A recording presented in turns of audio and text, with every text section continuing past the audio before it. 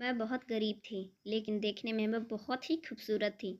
एक दिन truck driver ने मुझे खाने के लिए प्रसाद दिया। जैसे ही मैंने वह प्रसाद खाया, खाते ही मुझे नींद आने लगी। जब मेरी नींद खुली तो मेरी पूरी दुनिया ही बदल चुकी थी। मैंने अपने आप को एक ऐसा जगह पाई और जो मेरे साथ होने वाला था, वह इतना भयंकर था कि मेरी रूह काँप गई। हे भगवान! ऐसी जगह किसी लड़की के नसीब में मत देना। मेरा नाम रंजना है। मैं अभी-अभी 12वीं की परीक्षा पास की थी। आगे की पढ़ाई करने के लिए मैं रोज़ गाँव से शहर जाती थी। हम लोग गरीब थे, इसलिए मैं पढ़ लिख कर कुछ बनना चाहती थी। मैंने जो रास्ता चुना था, वह जंगल से होकर जाता था। वह शॉर्टकट रास्ता था। इस रास्ते से गाड़ी नहीं चलती थी, सिर्फ लोगों का पैदल आना-जाना होता था। इसी रास्ते में एक हाईवे भी पड़ता था। एक बार एक व्यक्ति ने मुझे बोला कि बेटा, तुम इस जंगल के रास्ते से क्यों आना जाना करती हो? तुम्हें डर नहीं लगता? मैंने कहा अंकल जी, मैं तो इस रास्ते से रोजाना आना जाना करती हूँ। कोई दिक्कत वाली बात नहीं है। मुझे डर नहीं लगता। तभी ट्रक ड्राइवर अंकल मुझसे बात करके आगे निकल गए। कुछ दिन बीतने के बाद एक दिन मुझे वही ट्रक ड्राइवर अंकल फिर से मिला और मुझे देखकर मुस्कुराया। तो मैंने भी उसे देखकर मुस्कुरा दिया और नमस्ते करके आगे बढ़ गई। फिर कुछ दिन गुजरे। उसके बाद फिर वही ट्रक ड्राइवर अंकल ने मुझसे कहा कि बेटा, तुम्हें कोई ऐतराज़ नहीं हो तो तुम मेरी गाड़ी में जा सकती हो। मैंने तुम्हें तुम्हारी कॉलेज तक छोड़ दूंगा। उस दिन मैं उस ट्रक ड्राइवर अंकल को मना नहीं कर पाई और इस ट्रक में बैठकर पढ़ने के लिए शहर चली गई। जाते जाते रास्ते में मुझे अंकल ने खाने के लिए प्रसाद दिया। प्रसाद था तो मैं मना नहीं कर पाई। मैं प्रसाद खाई। कुछ देर के बाद मुझे नींद आने लगा। जब मेरी आँख खुली तो मेरी पूरी दुनिया ही बदल चुकी थी। मैंने अपने आप को एक कोठी में पाया। आगे जो मेरे साथ हुआ, वह इतना भयंकर था कि मैं कभी कल्पना भी नहीं कर सकती थी। मैंने अब पानी मांगा तो उन लोगों ने मुझे बेवजह मारना पीटना शुरू कर दिया। 15 दिन तक मुझे बहुत टॉर्चर किया गया। मुझे केवल पानी देते थे, खाना नहीं मिलता था और ना ही नहाने के लिए पानी मिलता था। ऐसा टॉर्चर देने का कारण था कि मैं कभी सपने में भी यहाँ से भागने की कोशिश ना करूँ। पूरी तरह से अपने कब्जे में करने के लिए उन लोगों ने मुझे बहुत दर्द दिया। मेरी तो रूह काँप जाती थी। इसी बीच जब मुझे थोड़ा खाना मिलता था तो खाने के बाद मुझे एक गोली दिया जाता था, जिसके बाद मुझे कोई होश नहीं रहता था। मैं भले ही गरीब थी, लेकिन मैं इतनी खूबसूरत थी कि किसी की नज़र मुझे देखती तो मुझ पर टिकी ही रह जाती थी।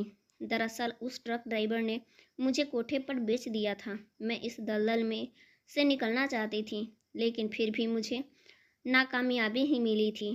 कुछ साल बाद एक कार्यकर्ता महिला और एक आदमी हमारे कोठे पर हम लोगों से मिलने और हमारी हाल पूछने आए करते थे। उनका काम था कि हम जैसी औरतों को इस कोठे से निकालकर बाहर की दुनिया दिखाना। उन लोगों ने हमारे साथ बहुत बातचीत की। बाद में वह लड़का हमेशा हमारे कोठे पर आना जाना करता था। ऐसे ही बातचीत करते करते कब मुझे उससे प्यार हो गया, जिसका नाम राहुल था। मुझे पता ही नहीं चला कि मुझे उससे प्यार कब हो गया और राहुल को भी मुझसे प्यार हो गया। हम दोनों साथ साथ बहुत सारा वक्त बिताने लगे थे और एक दूसरे से बातें सुना करते थे। एक दिन राहुल ने मुझसे शादी करने का वादा भी किया था। राहुल ने मुझसे कहा कि मैं तुमसे शादी करना चाहता हूँ।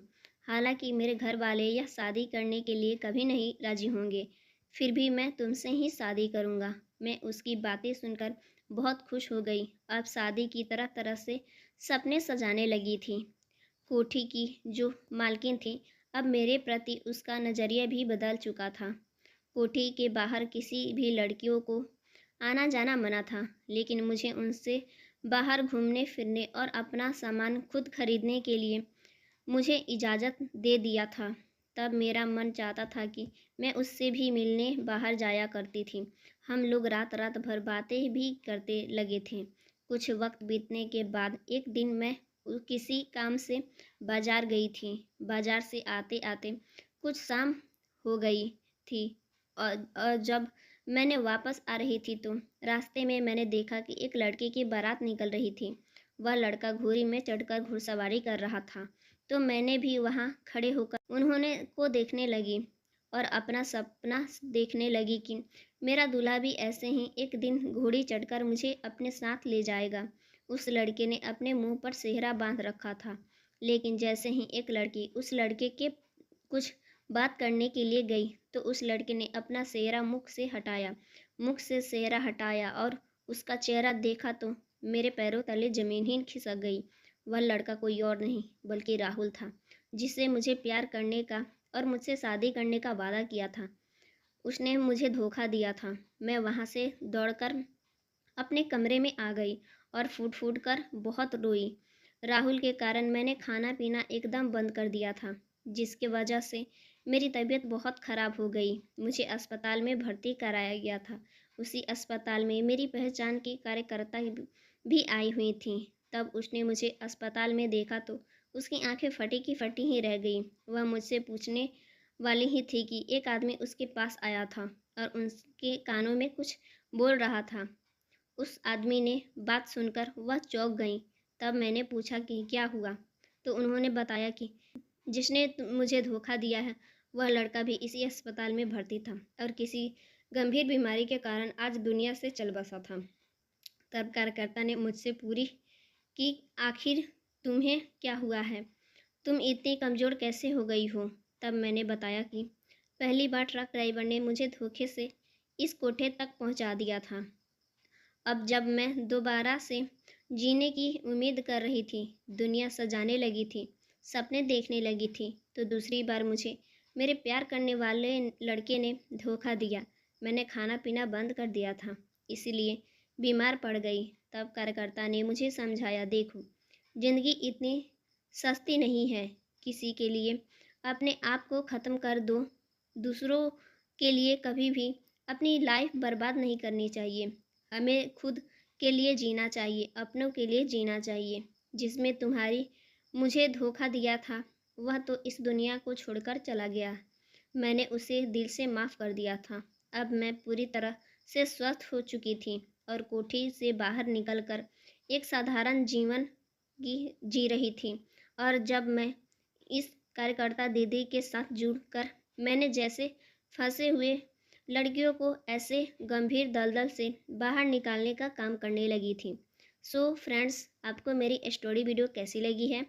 अच्छी लगी हो तो वीडियो को लाइक कीजिएगा, चैनल पर नया है चैनल को सब्सक्राइब कीजिएगा ताकि मेरे हर स्टोरी वीडियो के नोटिफिकेशन सबसे पहले आप तक मिल जाए। सो फ्रेंड्स, मिलते हैं हम आपसे नेक्स्ट वीडियो में। Thanks for watching my video.